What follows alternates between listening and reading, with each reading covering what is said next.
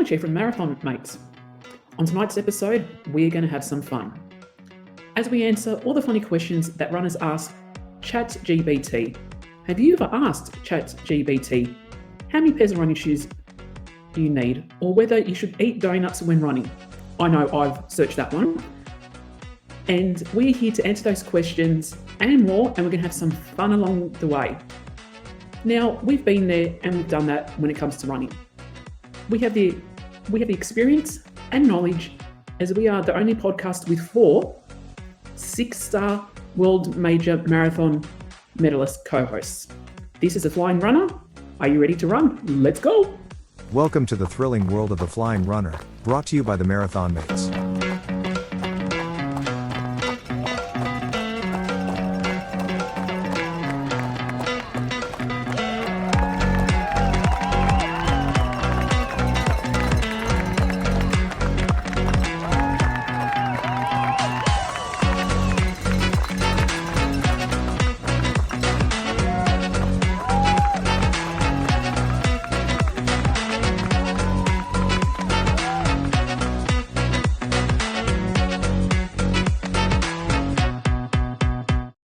Back to Flying Runr.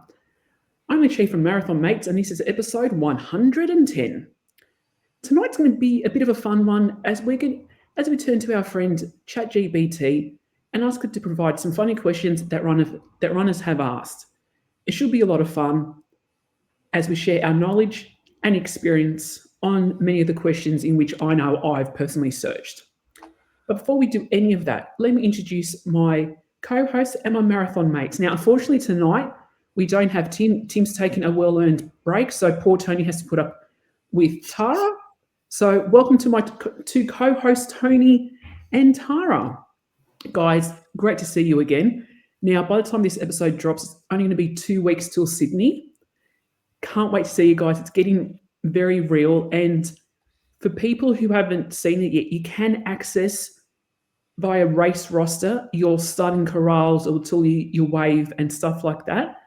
But before we get into a bit more of that, tell me about your weekend. Which park runs did you guys do? Tara? So Tim and I, we did Petrie Park Run. Petrie Park Run has got some hills to it. So they like to call it mounds of opportunity, the Petrie Park Runners. It is an amazing course. It's all on path. It's an out and back, and it's got a variety of pretty much everything. It's a small park run. You probably only get about between 70 to 100 people there usually. So very small. The hills, I think, put people off, but I am trying to get some hill training in before Sydney just to see how I go. So there was still a lot of walking, unfortunately. Patrick was joined us as well this week, and he ran with Tim, and they did a cruisy, I think it was like 27 minutes having a chat and walked the hills as well. So it's nice when you're fit and young, isn't it? But our training training this week was awful. Brisbane weather, you guys know in Sydney, Lucia, what it's been like, but we've got what's called the Eka wind. So in August, we have a exhibition, and we call it Eka. Being good old Queenslanders, shortening everything. And the show winds are horrendously awful. So we had rain and the Eka winds, unfortunately, which was about 30 kilometre an hour winds. And running out along the beach with the wind and the rain, I was really contemplating every single life choice I had. At around about 6Ks, I was lucky enough to run into Ange and Phil. So Phil we've had on the podcast before, Phil Hungerford.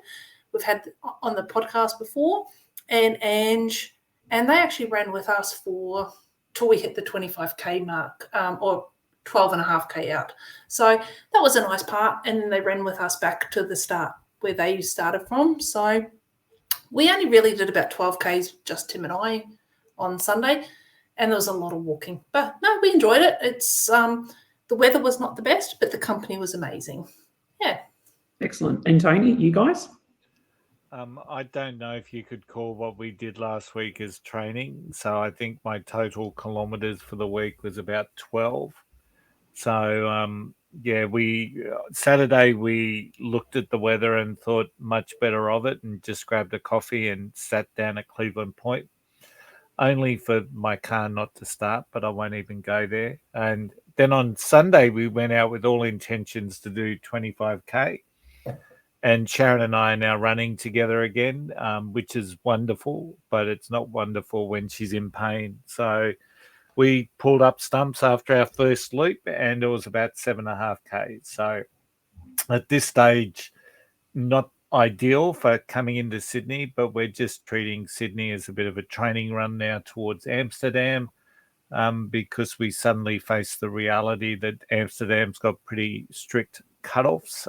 Victoria, I'll let you know that it's very strict cutoffs, and so now it's our focus is on absolutely just getting ready for the cutoffs at Amsterdam. The last thing we want to do is travel all that way and get pulled off the course. So, but yeah, not a great week for us, but it'll be a much better week this week, no doubt. Well, my training was probably similar to yours, Tony. So on Saturday, I had every intention of doing 30Ks, laid my gear out on, like the night before, as I do always. And the alarm goes off, it's bucketing down. I'm like, yeah, no thanks. So I waited a bit. I thought, okay, it stopped. So I thought, okay, I'll go for a run with my run club and just do like a short run. Go there, starts bucketing down. I get to the 2K mark. I called it. So I went back and I waited for so I went back, went to the coffee shop and waited for everyone to come back. I'm like, bugger it. Then the plan yesterday was to do 10Ks. Just around Centennial Park. I was keeping it local. Saw a good friend of mine, then at about the 4K mark, we're like, oh, and we were in Centennial Park. And there's a coffee shop, and we're like, oh, if it's open, this was about 7:15. We're like, oh, why don't we go for coffee? She's like, okay, Luch. It wasn't open. So then we walked up the road 5 minutes for coffee, stayed with her for about half an hour. I'm like, do I get the bus or do I run back? She's like, Luch, just run back. It's not that far. So run back through the park. And then I saw one of the other paces for Sydney. So then I stopped and chatted with him for another 10, 15 minutes. So 10Ks turned into 6Ks. But I'm determined. I plan to get, as long as weather permitting, let me put that disclaimer out there now, 30Ks on Saturday. But as I've said a number of times, my Sydney race is going to be very different to everyone else's, very different. So I will be walking most of it. But after the lack of success in Goldie, I think for me, I just mentally just want to do one. So my week didn't go to plan. But by the time this episode drops, the next Sydney Marathon Run Club is on Sunday the 17th down at Barangaroo. So any of our listeners which are based in Sydney, it's a good opportunity to come and run with paces. So it will be, I think, up to 23Ks or 2 hours. You can do any distance. I'll be there. So if anyone comes along, wants to come along, jump onto the Sydney Marathon website under Run Clubs and make sure you register. And if you do come, you'll hear me before you see me, most definitely. Please come and say hello. Now, guys, just before we move on to the news, I want to bring up one of my favourite topics, merchandise. So New York has released this week the jacket and the colour choice. What are your thoughts? To me, it seems a bit of a mismatch, but heck, I'd still buy it. We all know that. Come on. You guys? Oh, look, Lucia, after buying the Cadbury purple Chicago jacket last year, I cannot comment on anything. But yeah, look, it is a very weird colour combination, like the dark blue and the light blue, or the sort of blues work well together. And you've got this pinky, pastel-y, corally colour in the middle, and I'm like, where does that fit? So, yeah, it's like coral, isn't it? I think that might even be the word they're using. Look, I don't get why they change their jackets every year, and I certainly don't get why it's become such a big thing on social media that everyone's either loves it or hates it and has to share their opinion. It's just really whacked. It's a jacket. It looks okay. If in the scheme of things, if I was running New York this year, I would buy it. Yes. I'm not running New York. I'm not going to buy it. and it's not something I'm going to sit there and regret not buying. So, but yeah, look, New Balance put out really good jackets. No doubt it will be a great jacket. But I think last year, if you think back to New York as well, Tara, they put out a couple of the colorways first, and then when you got to the expo, there was more colorways available. So there was, and I brought one of those ones that wasn't actually advertised previously. I got a white and like a silver one, which I absolutely love. So New Balance put out great jackets, and I wouldn't be going out and pre-ordering that. I'd be looking at what's available at the expo. And at New York Expo, there is always a lot of merchandise. It's not like Tokyo where you're actually fighting for stuff. Yeah. ASICs have got this tendency to release a limited amount and then make everyone fight for it, being nice to them. Whereas New Balance are very generous, and they're going, yeah, have a jacket. It's a bit like Oprah Winfrey. You get a jacket, you get a jacket. And you can get it in any colour you want, which is even better. Yes. Now, before we move on onto the news, I believe you've got some feedback to share from our listeners, Tony. Oh, I guess I do. Sorry, I didn't see my name on that on the run sheet. I do apologize. Yeah, we love getting feedback, and we love sharing it on the episode, of course. So we had some really good feedback from Matty. Now, Matty said last year he was told he couldn't run a full half marathon. And now he's gone overboard and he's gotten himself addicted to running just to prove people wrong. I think that's a really wonderful commitment to running. It really shows how addictive running is. He visualizes his wife and kids when things get tough and just keeps thinking that if he finishes, they will be so proud of him. And absolutely, no doubt that they are, Matty.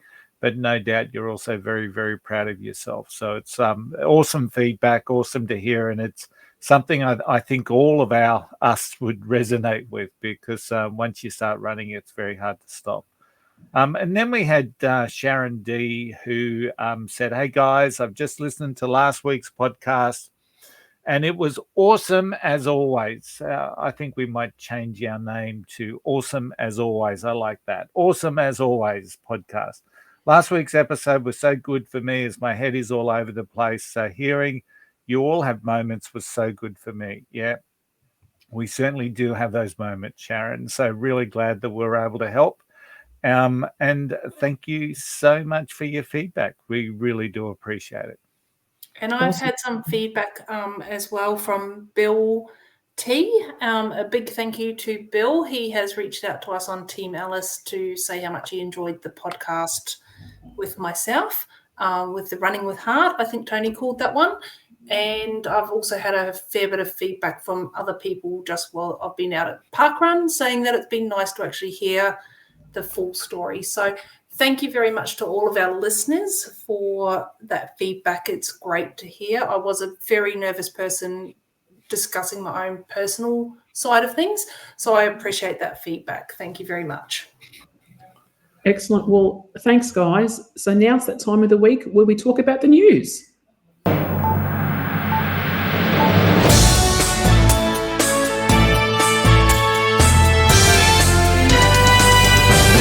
Now, Tony, what's been happening around the world this week? Yep, and unfortunately with Tim being off, you are stuck with me. So, all right, first up, Andy Buchanan. As you know, I really think he's Australia's premier marathoner at the moment. And he was quoted this week in the news that he's conceding that there is a real lack of trust in the sport of running at the moment. Integrity issues have smeared this sad lack of trust within the sport. And this is, of course, following Ruth Chepngetich's recent provisional suspension for a positive doping test. And unfortunately, what Andy says is correct. He says, unfortunately, you'll always second guess these performances because of the history that's there now. And yes, it's really sad. It's sad that I know that I'll probably stand on a start line and there'll be a certain few that aren't doing it fair, and there's really not too much you can do about it. I think there might be some people getting caught And because they're such big names, they're nearly too big for the sport. So it really is a tricky situation. You've also got to think about, as a Kenyan athlete, if they're growing up in poverty and a race offers them $1 million, it's a very different situation to us over here. It's sad for the sport, and I really hope they can do come up with ways to deter this from happening in the future. So Buchanan also goes on to say that he doesn't let it affect him. You can easily get bogged down in the negativity around all of this stuff, but you just cannot allow it to affect him. So, I think it's a fair comment that Andy said, and I think, when you think about it, our Aussie runners, I'm pretty confident that most of them would be running, well, let's say clean. So Andy's currently gearing up for the world. Gearing up is not the great word to use when we're talking about drug cheats, by the way, Tim. So gearing up. So Andy is preparing for the World Championships in Tokyo next month, which he's chosen to run instead of Sydney. Said it was an easy choice to run with an Australian singlet rather than on the local historic event that is the 7th World Major. So I like Andy. I respect him greatly as a runner. He loves that he's putting his Australian jersey, for want of another word, before Sydney. I think running for your country is obviously a great accolade. And also, Tim's mentioned here that the World Champs will be broadcast here in Australia, which I think is fantastic. So they'll be on Channel 9. So thoughts, Lucia, around what Andy was saying there about the lack of trust in athletics? I'm a big Andy fan as well, and I was lucky enough to meet him in Goldie. He's such a humble, down-to-earth guy. So the fact that he was so comfortable to come out and say it, and unfortunately, it's a truth of the day these days that it does put a mark on things in the sport, which is very, very unfortunate. But credit to him for having the guts to come out and say it. So kudos to you, Andy. Yeah, Tara? Yeah, no, I 100% agree with Lucia on that one. Look, we watched him come in on the half marathon at Sunny Coast. So we were actually only at 7Ks, and at the Sunny Coast, you run a 7K loop out and then go past the finish line or the start line again. And we were actually watching Andy coming through, and the determination, the look on his face, you can tell he has worked hard for what he deserves. For him to be undermined, or not even just him, but anybody who is running clean, to be undermined by somebody who hasn't put that work in, really disappoints me. And I can understand his point of view 100%. Like I've watched him race. He knows what he's doing. Yeah, 100%. The last bit of news is we've often talked about our bucket list marathons, or the really tough marathons that are out there in the world.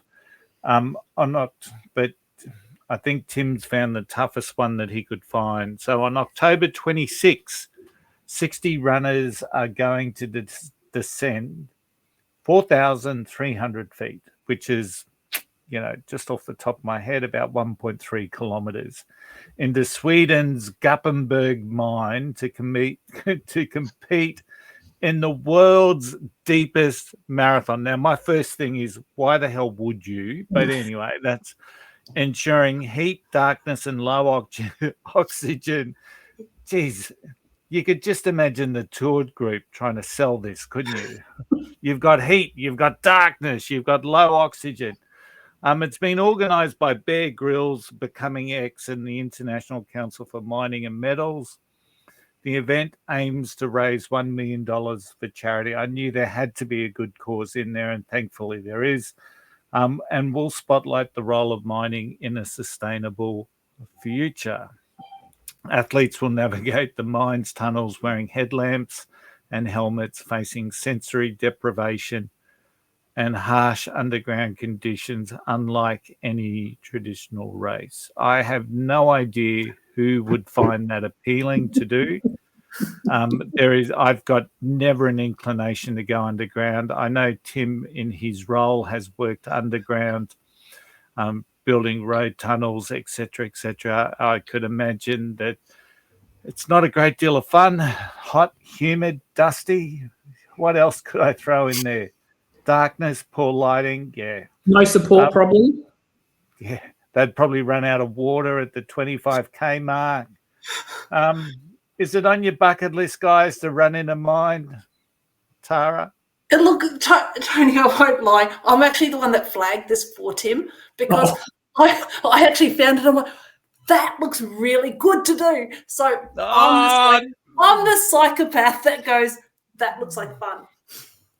So it was you and you. Yeah. Tara. And look, personally, I know I couldn't physically do it, but the challenge. Corker of a Who doesn't challenge. like a challenge, right? The crazy switch is turned on for me. Yeah, I certainly would not want that challenge. Just going underground would be enough for me, but to try and run 42.19, whatever it is, no. Lucia, you're on my side, aren't you? We know I like to do crazy things, but I think even I have limits, surprisingly, and I think this could be up there as, no thanks, I'm good. Well, I'm glad you supported me on that one, Luch. Look, I support you, Tony. I can't do it. I would like to do it. I couldn't do it. I want to. And that's the news for this week. Excellent. Now, thank you, Tony. Now, guys, let's have some fun because we can go a bit off script because Tim isn't here tonight, so we can't get into trouble. And so what we're going to do is we've asked ChatGPT what are some of the common questions in which runners ask. And so what we're going to do is I'm just going to throw the questions out there, guys, and we're going to share our wisdom and our insights as to how we would answer these questions. So hope you guys enjoy it. Now, this first one holds a special place for me. If I run a marathon, can I eat an entire pizza afterwards? My response to that is you can eat it before and after. To me, that pizzas have sometimes been my pre-race meal, no joke, because it works for me. So I use running a marathon or just running in general an excuse to eat anything. So for me, it's a pre and post race. Tara? But not. Yeah, look, Lucia, I think you've just answered my question too. Hell yeah. I would say you should probably not eat one during the marathon. But yes, I have been known to have a pizza the night before and the day of once you're finished with a nice cold beer. It always has to be accompanied by a nice cold drink, definitely. Now, this one could cause a bit of controversy, and I know I've Googled it a few times. Googled and ChatGPT, and it still doesn't give me the answer I want. How many shoes do I need? Is 12 pairs of running shoes too many, or is it not enough? Tony?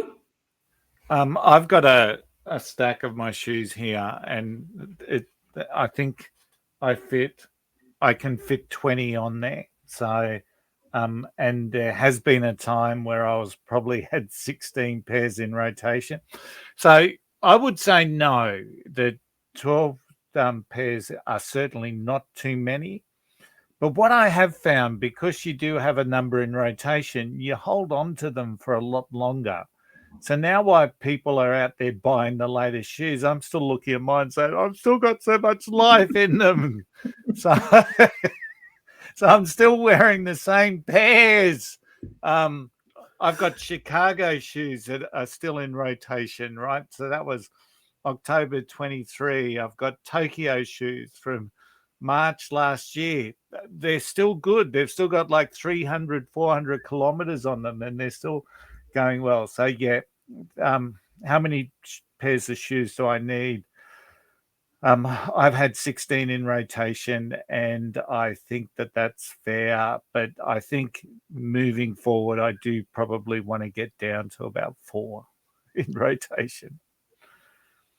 God, that's, for me, that'd be mission impossible. But Tara? Oh, look, I'm not the one to ask this because I actually went out and bought a new pair of the Ghost 17s over the weekend because they're pretty. They're very pretty colours. And I normally buy the men's ones because I've got a wider toe box, but I bought the size up and a wider width in a female's, and they're very pretty colours. Don't tell anybody. So No, secret you safe. can have as many pairs of shoes as you want. I don't do drugs. I don't smoke. There's worse habits to have than running shoes. So Sharon, it must have been the weekend for Ghost 17s because Sharon got herself a new pair too. And I'm aligned with both. The only thing I'm not aligned with you, Tony, on is decreasing the amount of shoes. But I'm aligned with Tara. It's like I don't go and get my hair done every week. I don't get manicures. I don't smoke. And buying running stuff, I don't just want to put it down to shoes. It's kind of my, what's the word they say? It's kind of like my drug in a way. Like, this will make you laugh, which I know going slightly off topic. It was the City to Surf Expo on the weekend just gone. I didn't do the City to Surf. I still went to the expo because I wanted to see if they had a chafing cream, but the brand wasn't there. Yeah. I may or may not have stopped via the League of Socks. I may or may not have purchased 3 pairs of socks because it was buy 2 get 1 free. Oh, look, Lucia, I can't say anything. I went to get some shoes. Well, I didn't even need the shoes, but I went to buy the shoes, got some socks and got some Body Glide while I was there as well because, hey, why not? You know? Exactly. So kind of leading on from Body Glide and socks, toenails. Oh. Why do you think toenails go purple, black, they fall off, even if you're wearing, like, even if you're sizing up on shoes? And why does it happen to the same damn toe? I wish I could answer that, but you know what? I just wear enclosed shoes. I'm not the sort of person who wears high heels and wears pretty shoes. So when people go, oh, you spend so much time on shoes. Yeah, but you spend $400 on your, high heel Jimmy Choos or whatever you've got. I don't know how much Jimmy Choos are, probably a lot more. But I can't run in those, so I don't care. I don't care about what my toenails look like. I'm okay with my toenails falling off and looking purple because then they actually look like they've got nail polish on them anyway. Tony? I must be one of the luckiest people in the world. I don't have any issues with my toenails. So, really? I'm missing like 3 toenails. No, I reckon we'll have 2 go soon. Oh, I just don't have 3 of them that just never grow back. So, whatever. Yeah. Now, this one, I've done this one previously, but I know some people don't. Can you wear your race medal to the shops? And how long is it acceptable to wear your race medal in public after the race? Tony? I reckon it's the day of, the evening of, and then it goes in the suitcase and comes home with me usually. So I know some people wear it the next day for Medal Monday or show up for work with their marathon medal. That's not me. So I'll wear it that day and I'll wear it that night. But then, it just goes on the wall. Oh, Tony, you've worked so hard for this thing. You need to go out and show it off. So, Lucia, I think we walked around Disneyland, Tokyo Disney Sea, and what's the other one? What's the other Tokyo Disneyland? No, I think we just did it at Disneyland and not Disney Sea. Can't remember, but Mickey Mouse was pretty impressed by our medals.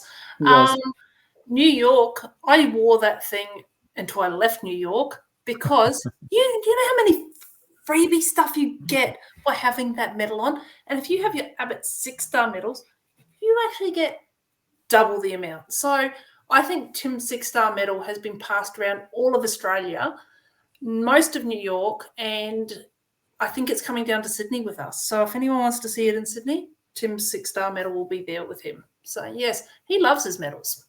I really think it depends on the race as well. It's like, for instance, if I'd done the City to Surf yesterday, it would have gone straight into my collection yesterday, and I definitely wouldn't have worn it at work today. But definitely for a marathon, I don't think I'll wear my Sydney Marathon medal to work the next day. Because I've taken the day off, the day after Sydney. But so minor details there. But I don't know people at work would probably just laugh at me and go, "Oh, Luch, that's only something you would do." So I think it depends on the race. So, as Luch, well. can I ask a quick question before we go on? Do you think Sydney is going to be the sort of major? So Boston, everywhere else, you can wear your major medal for at least 2 days. At least one day. At least Yep. medal Monday, right? Is it possible to do that in Sydney, or is everyone just going to look at you weird? No, I think because there's a lot of hype going up. Like, so for instance, the clearway signs are going up, the banners for the marathon. I think definitely the Monday, but I think if people were at maybe too many days after that, locals will be like, yeah, so what, who cares? Move on, type thing. Yeah, so it will definitely be acceptable for the Monday for sure. Now, this one I know happens to a friend of mine every single time I run with her. God love her. Sometimes I avoid running with her, but she knows where every public toilet in the centre of Sydney is. Why is it you suddenly have to poop at around the 3K mark every time you go out, even though if you've done a pre-run poop, but then when you're running, you got to do a mid-run poop. Why? Those bowels just know that bouncing feeling, and it just happens, I reckon. Yeah. It's genetically, I think some people are more predisposed to it. Look, think of it as a good rest break. Yeah. Okay, next question. Now, this may answer something we've talked about many times. Why is my Garmin on crack? So if you put the Garmin in the washing machine, will it change the setting to swim, and will it track the swim, or will it just go buggier? I know Garmin's are tough, but I don't know if they're tough enough to go in the washing machine. Will it count as the swim? I think you'd have to set it first. You'd have to press a couple of buttons for that to happen. Do you reckon it would survive? No, without a doubt, I don't think it would. But there's a lot of banging around there. Yeah. I cannot believe that someone would actually ask that question. But anyway. Now, this one, I didn't do this in Chicago. I did something similar, which I'll expand on. Can I eat donuts when I run? Why not? No, my stomach is already just going, ugh. You know the question about pooping? Yeah, that's my stomach already just going, no! That's what would happen. I don't know about everyone else. Luch, I'm going to say, why not? Get into it. If donuts agree with you and they carb you up, go for it. You know, we've had pretzels in New York while we were running, and it was one of the best things ever. So if someone feels predisposed to eat some donuts, I say go for it. But I think that maybe not the real sugary ones, maybe just the glazed donuts. Because when I did Chicago, so I did Chicago in 22, I actually saw someone with a Dunkin' Donut bag running and eating, and I'm like, even I have limits. I did have the donuts after race, but during the race, I actually counted, but I lost count after 12, how many Dunkin' Donut stores I'd see along the course. So even though I didn't eat them, but yet donuts were always at the forefront of my mind. Now, is cake acceptable to have as a pre-race breakfast? If not, why not? I don't know if you'd class this as cake, but I have banana bread. And banana bread is really good pre-race. Really, really good. It's got all your electrolytes with your banana. I put some walnuts in there. Yeah, absolutely. Banana bread for me every day. And I know it's not a cake, but it sort of is. So, yeah. Yeah, you can get waffles now that you can have as a carb load. Yeah, that's it. Yep. So is that a cake? I don't know. Once again, I think if you love cake and it loves you, why not? So would I have a chocolate cake? No. Yeah, I don't know the carb loading equation. So, but who knows? Now this one causes a lot of mind games for people. I know sometimes I have to round up. If my watch says 9.99, should I round up to 10Ks? Absolutely. I actually go slightly over. I go like 10.01, 10.02, because sometimes if you do 10, when it uploads to Strava, it doesn't hit 10. It's So really that's bizarre. called Strava tax. Just letting you know, that's called Strava tax. There is So a Strava tax. takes a tax on every single run that you do. So you need to round it up to at least 10.01 if you want 10. Yeah. Just letting everyone know. Otherwise, people just think you've run 9K and not 10. So Yeah. I think you round up. Excellent. Now, do I have to race with a shirt? And if you don't, how do you attach a race bib? Because I actually saw, some of the footage I saw on the City to Surf yesterday, keep in mind it was bucketing down in Sydney, people weren't wearing T-shirts. Like, guys had their bibs attached to their shorts. I'm like, I don't get that. Yeah, I struggle with this one, Lucia. Girls that wear just the crop tops and the pants, and it's freezing cold out as well. Like, it's not even warm. And I sit there and I think to myself, fantastic body, awesome work, whatever. But don't you get really, really cold? Thank you. Like, I know there's other ways to attach a race bib, but I'm looking at it more like, what happens when you stop? Do you not get cold? Like, you know, I don't have the body for no shirt, so I don't understand. Now, Tony, would you run a race without a shirt? No, wear a shirt. Please, wear a shirt.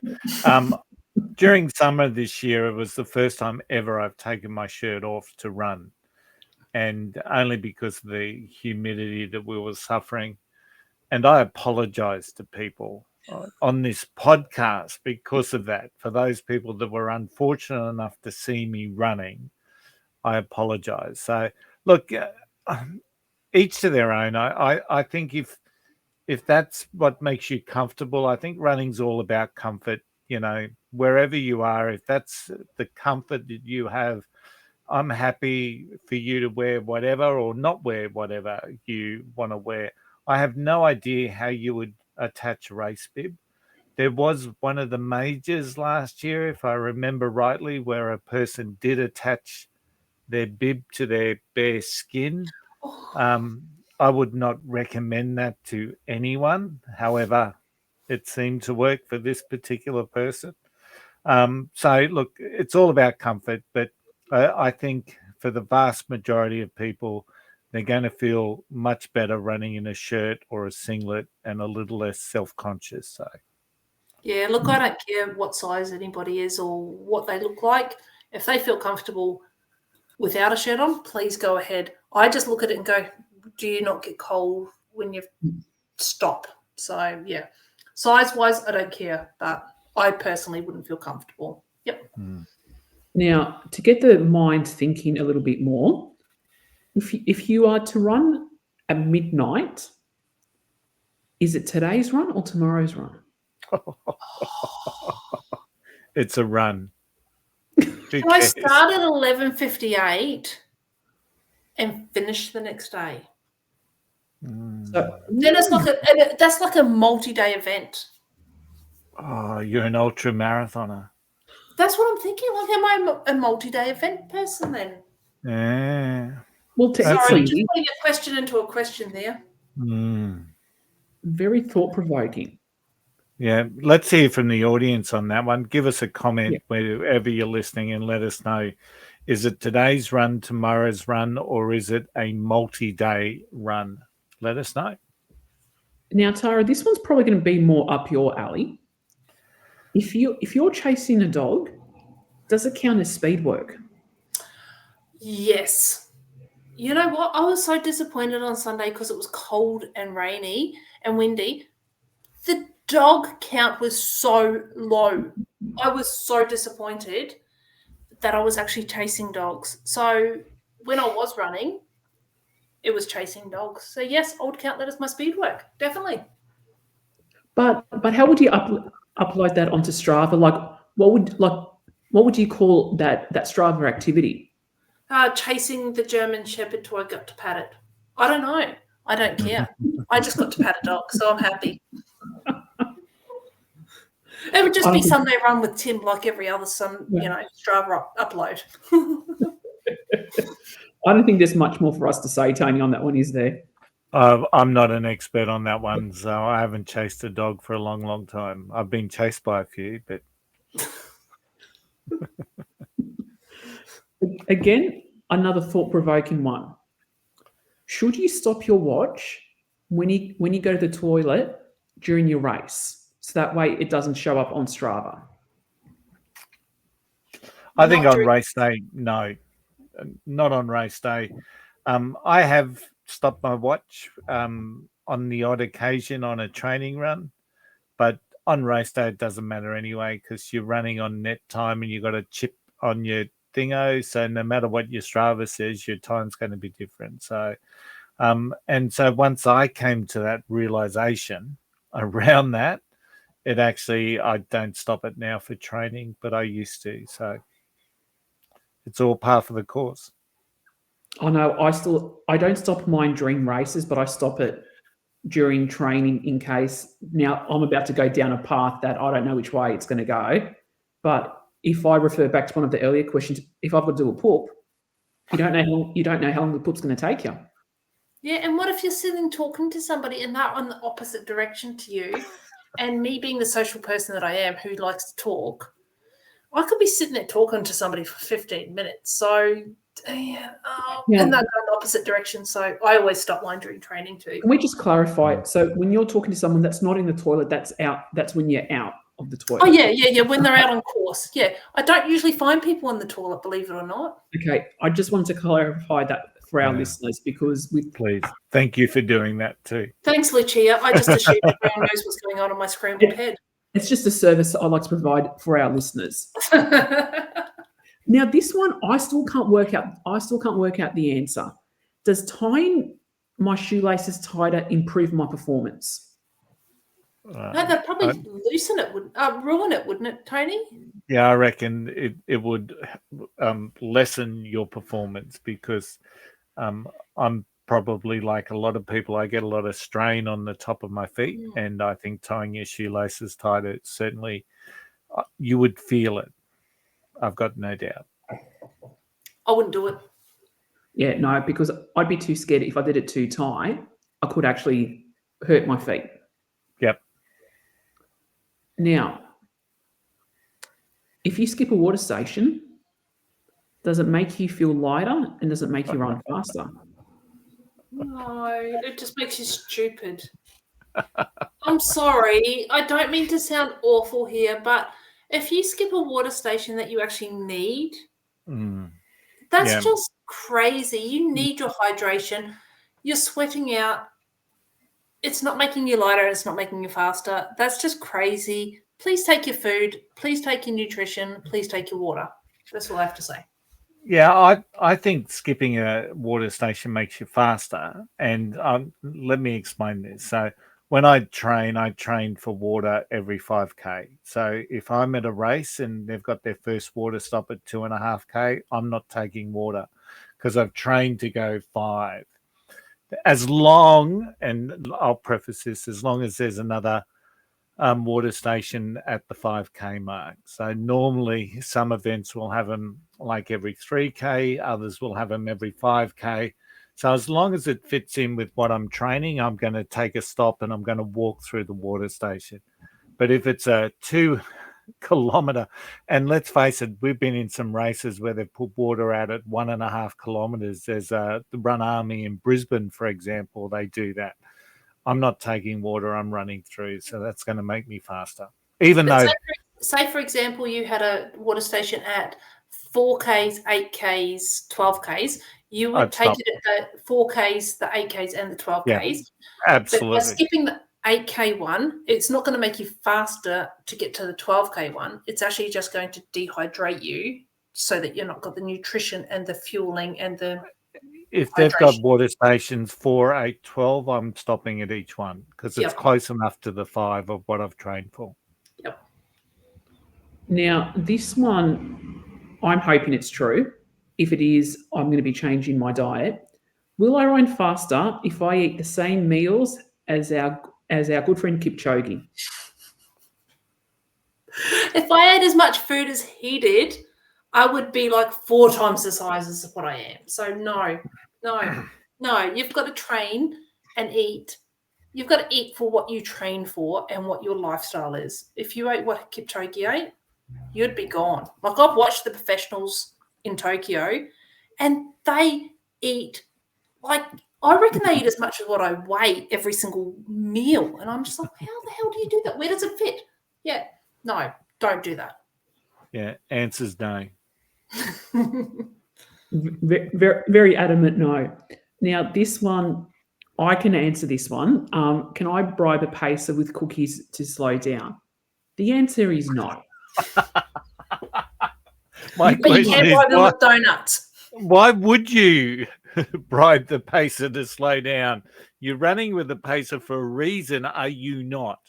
So If you need to slow down, go find a pacer behind you, because the pacers are targeted to help other people achieve the time that's on their flag, and they're not going to slow down for one person because it's not within our guidelines either.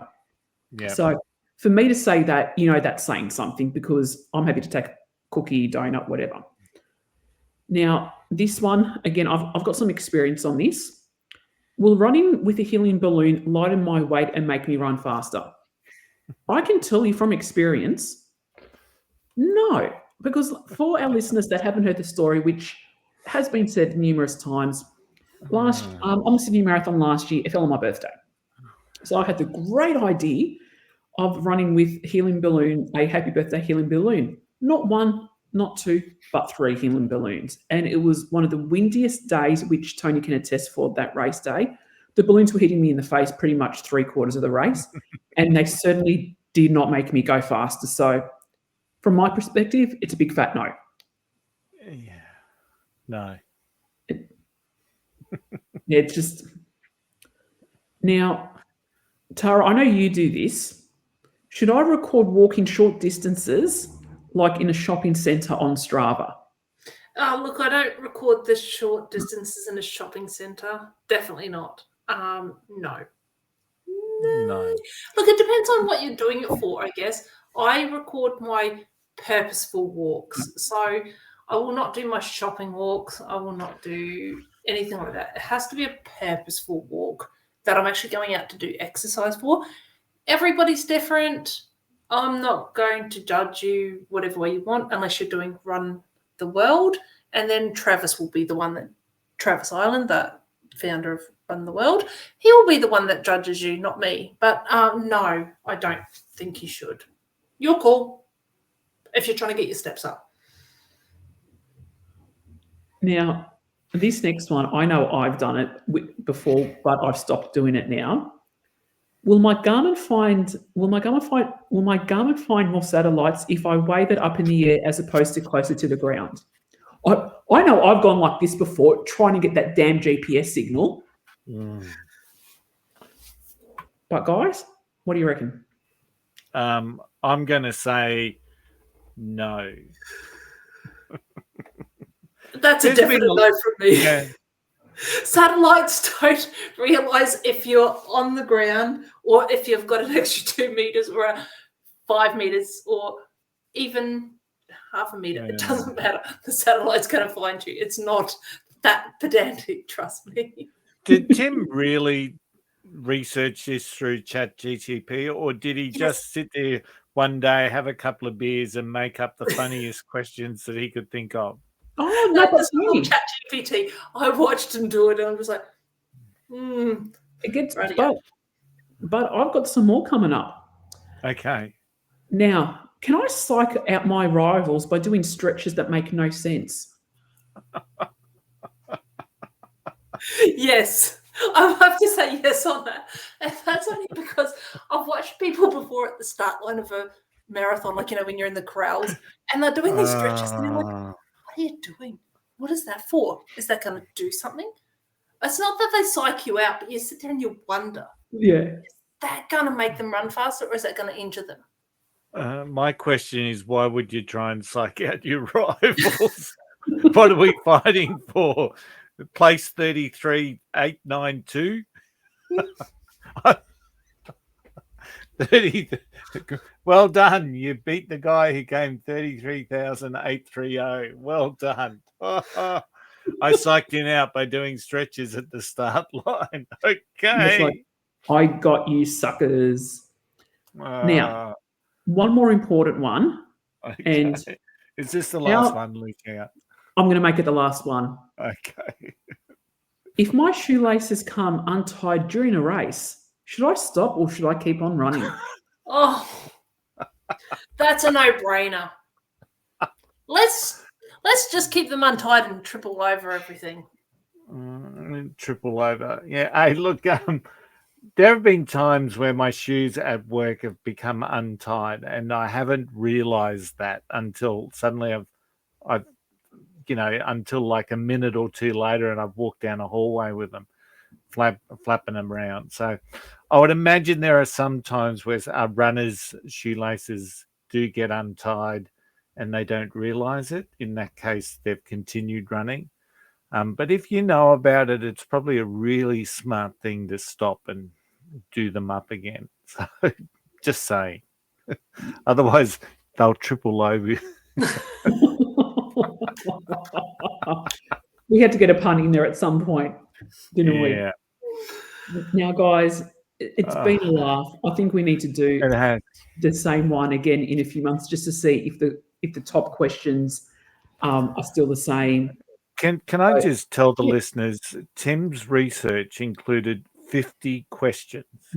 So I think we got through about 15. So I reckon there's another 3 episodes just with stupid questions, right?